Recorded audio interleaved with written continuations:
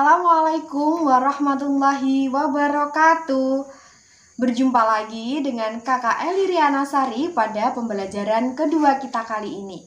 Nah, sebelum pembelajaran dimulai, alangkah baiknya kita memulai pembelajaran kali ini dengan berdoa bersama-sama terlebih dahulu ya. Yuk, tundukkan kepala kalian, mari kita berdoa bersama. Berdoa dimulai. Berdoa selesai. Nah, pada pembelajaran kita yang kedua ini, kita akan membahas terkait kalimat efektif. Nah, apa itu kalimat efektif? Bagaimana penggunaan kalimat efektif? Dan seperti apa contoh-contoh dari kalimat efektif itu? Kalian penasaran? Yuk, mari simak video berikut ini. Pada pembelajaran yang kedua kali ini, kita akan belajar tentang kalimat efektif.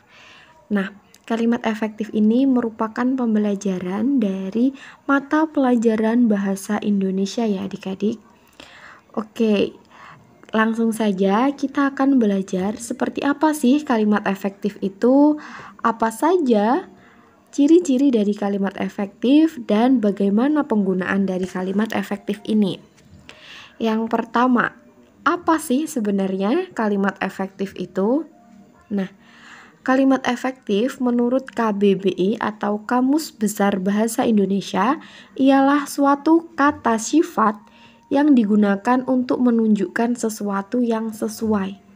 Nah, kalimat efektif dikenal juga sebagai kalimat yang digunakan untuk menyampaikan pesan, ide, gagasan, atau suatu informasi. Dengan menggunakan kalimat efektif, maka pembaca atau masyarakat lebih mudah memahami pesan yang ingin disampaikan. Jadi, kalimat efektif ini adalah kalimat yang digunakan untuk menunjukkan sesuatu yang sesuai dari apa yang akan disampaikan oleh penyampai pesan, agar orang yang diajak bicara itu lebih paham dari apa yang akan disampaikan oleh pembicara. Kalimat efektif ini biasanya digunakan dalam ragam tulisan maupun ragam pembicaraan. Nah, yang selanjutnya kita akan belajar tentang ciri-ciri kalimat efektif. Saat membuat kalimat efektif, kita harus memperhatikan unsur-unsur di dalam kalimat tersebut. Sebuah kalimat efektif harus memiliki unsur kalimat yang lengkap dan juga tepat. Unsur kalimat yaitu adanya subjek, predikat, objek, dan juga keterangan. Dengan memenuhi semua unsur tersebut, kalimat yang akan disampaikan akan jelas dan mudah dipahami. Contohnya, pada kalimat Dewi membaca buku di ruang belajar. Nah, unsur-unsur pada kalimat ini adalah lengkap. Contohnya ada unsur subjek, predikat, objek, dan juga keterangan tempat. Pada kalimat Dewi membaca buku di ruang belajar, subjeknya adalah Dewi, predikatnya membaca, objeknya yang dibaca adalah buku, dan ada keterangan tempat yaitu di ruang belajar. Nah, kalimat yang tersusun ini adalah termasuk kalimat efektif.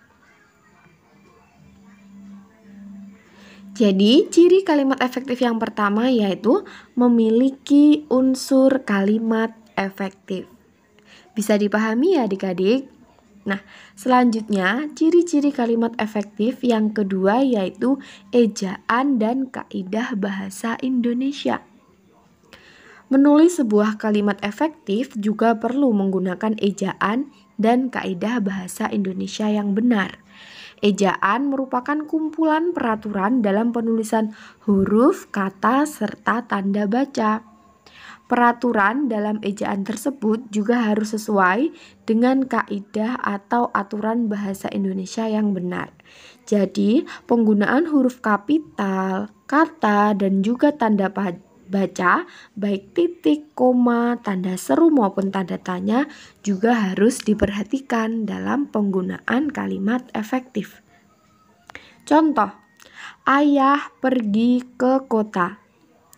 Kalimat ayah pergi ke kota diawali dengan huruf kapital karena setiap awal kalimat selalu menggunakan huruf kapital.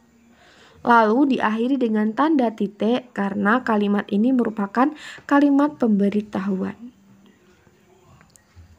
Selanjutnya yaitu ciri yang ketiga, yaitu diksi yang tepat. Apa sih diksi itu? Diksi itu yaitu pemilihan kalimat yang tepat.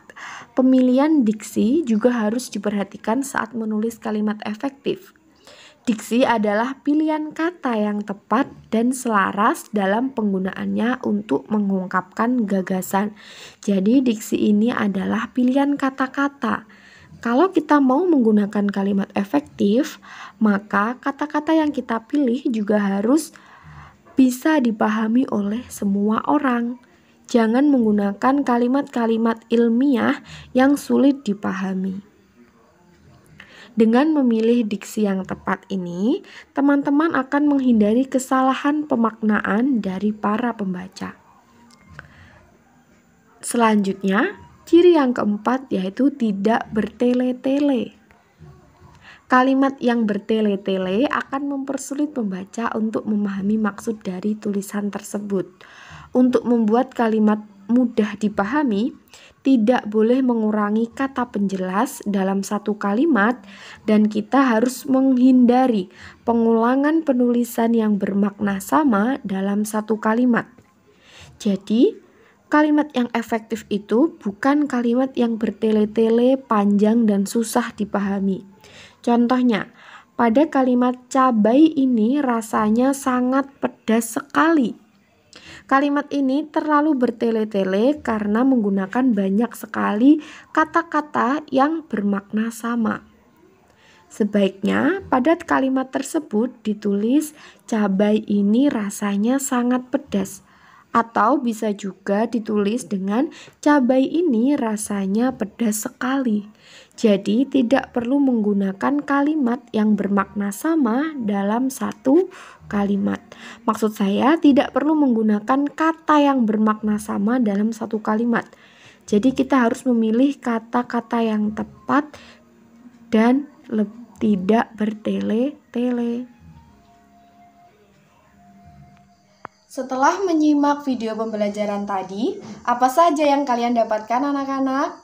Nah, apa-apa yang bisa kalian ambil dari video tadi, silahkan ditulis di buku catatan kalian masing-masing ya. Apa itu kalimat efektif, bagaimana penggunaan kalimat efektif, dan contoh dari kalimat efektif itu seperti apa, silahkan kalian tulis di buku catatan kalian masing-masing. Dan jangan lupa setelah ditulis, nanti kalian baca ulang catatan kalian agar kalian lebih paham terkait penjelasan dari kalimat efektif. Nah, cukup sekian pembelajaran kita pada hari ini. Jangan lupa tetap rajin belajar, suka membaca, dan tetap menjadi anak yang pandai. Wassalamualaikum warahmatullahi wabarakatuh.